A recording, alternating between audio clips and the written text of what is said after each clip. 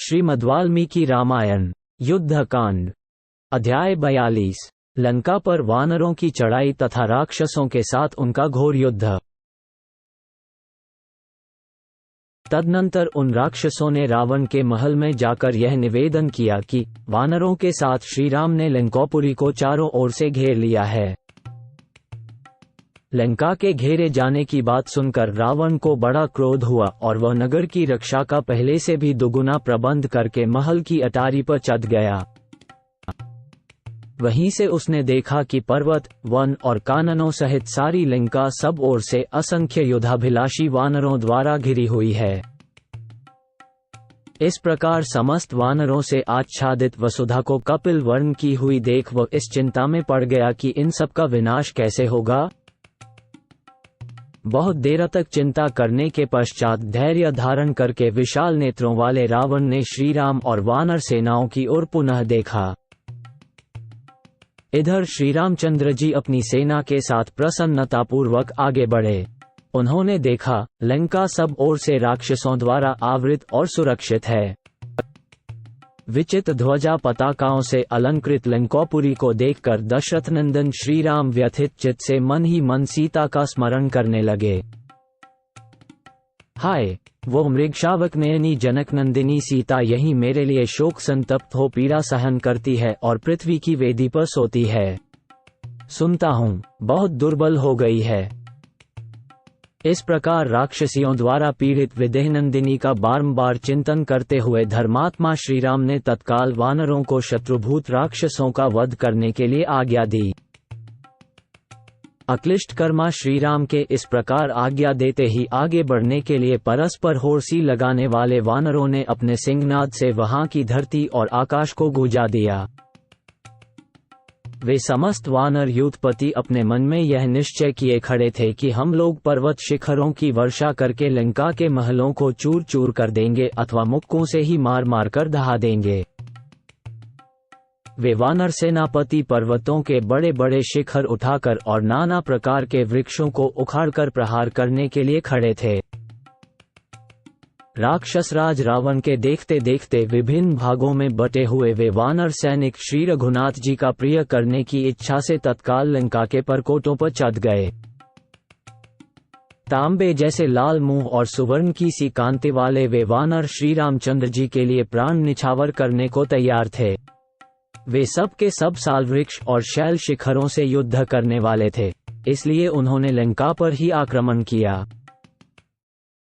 वे सभी वानर वृक्षों, पर्वत शिखरों और मुक्कों से असंख्य परकोटों और दरवाजों को तोड़ने लगे। उन वानरों ने स्वच्छ जल से भरी हुई खयों को धूल, पर्वत शिखर, घास फूस और कांटों से पाट दिया। फिर तो सहस्र युद्ध, कोटि युद्ध और 100 कोटि युद्धों को साथ लिए अनेक युद्धपति उस समय लंका के किले पर चढ़ गए। बड़े बड़े गजराजों के समान विशालकाय वानर सोने के बने हुए दरवाजों को धूल में मिलाते, कैलाश शिखर के समान ऊंचे ऊंचे गोपुरों को भी दहाते, उछलते कूदते एवं गरजते हुए लंका पर धावा बोलने लगे। अत्यंत बलशाली श्री रामचंद्र जी की जय हो, महाबली लक्ष्मण की जय हो और श्री रघुनाथ जी के द्वारा सुरक्षित राजा सुग्रीव की भी जय हो, ऐसी घोषणा करते और गरजते हुए इच्छानुसार रूप धारण करने वाले वानर लंका के परकोटे पर टूट पड़े। इसी समय वीरबाहु, सुबाहु, नल और पनस ये वानर युद्धपति लंका के परकोटे पर चढ़कर बैठ गए और उसी बीच में उन्होंने वहां अपनी सेना का पड़ाव डाल दिया। बलवान कुमुद विजयश्री से सुशोभित होने वाले 10 करोड़ वानरों के साथ ईशान कोण में रहकर लंका के पूर्व एक द्वार को घेर कर खड़ा हो गया। उसी की सहायता के लिए अन्य वानरों के साथ महाबाहु पनस और प्रघस भी आकर डट गए। वीर शतबली ने आग्नेय कोण में स्थित हो दक्षिण 2 द्वार पर आकर 20 करोड़ वानरों के साथ उसे घेर लिया और वहीं पड़ाव डाल दिया। तारा के बलवान पिता सुषेण नैऋत्य कोण में स्थित हो कोटि कोटि वानरों के साथ पश्चिम 3 द्वार पर आक्रमण करके उसे घेर कर खड़े हो गए। सुमित्रा कुमार लक्ष्मण सहित महाबलवान श्री राम तथा वानर राज सुग्रीव उत्तर 4 द्वार को घेर कर खड़े हुए। सुग्रीव पूर्व वर्णन के अनुसार वायव्य कोण में स्थित हो उत्तर द्वारवर्ती श्रीराम की सहायता करते थे। लंगूर जाति के विशालकाय महापराक्रमी वानर गवाक्ष, जो देखने में बड़े भयंकर थे, 1 करोड़ वानरों के साथ श्री रामचंद्र जी के एक बगल में खड़े हो गए। इसी तरह महाबली शत्रुसूदन ऋक्षराज धूम 1 करोड़ भयानक क्रोधी रीछों को साथ लेकर श्री रामचंद्र जी के दूसरी ओर खड़े हुए। कवच आदि से सुसज्जित महान पराक्रमी विभीषण हाथ में गदा लिए अपने सावधान मंत्रियों के साथ वहीं आकर डट गए जहां महाबली श्री राम विद्यमान थे। गज, गवाक्ष, गवे, शरभ और गंधमादन सब ओर घूम घूम कर वानर सेना की रक्षा करने लगे। इसी समय अत्यंत क्रोध से भरे हुए राक्षस राज रावण ने अपनी सारी सेना को तुरंत ही बाहर निकलने की आज्ञा दी। रावण के मुख से बाहर निकलने का आदेश सुनते ही राक्षसों ने सहसा बड़ी भयानक गर्जना की। फिर तो राक्षसों के यहाँ जिनके मुखभाग चंद्रमा के समान उज्ज्वल थे और जो सोने के डंडे से बजाए या पीटे जाते थे, वे बहुत से धौल से एक साथ बज उठे। साथ ही भयानक राक्षसों के मुख की वायु से पूरित हो लाखों गंभीर घोष वाले शंख बजने लगे। आभूषणों की प्रभा से सुशोभित काले शरीर वाले वे निशाचर शंख बजाते समय विद्युत प्रभा से उद्भासित तथा वक्पंक्तियों से युक्त नील मेघों के समान जान पड़ते थे। तदनंतर रावण की प्रेरणा से उसके सैनिक बड़े हर्ष के साथ युद्ध के लिए निकलने लगे, मानो प्रलय काल में महान मेघों के जल से भरे जाते हुए समुद्र के वेग आगे बढ़ रहे हों। तत्पश्चात वानर सैनिकों ने सब और बड़े जोर से सिंहनाद किया, जिससे छोटे बड़े शिखरों और कंदराओं सहित मलय पर्वत गूंज उठा।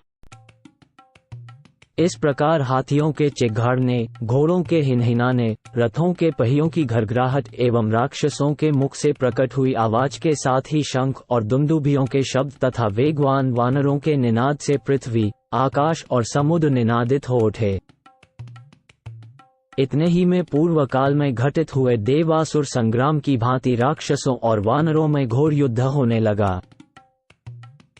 वे राक्षस दमकती हुई गदाओं तथा शक्ति, शूल और फरसों से समस्त वानरों को मारने एवं अपने पराक्रम की घोषणा करने लगे।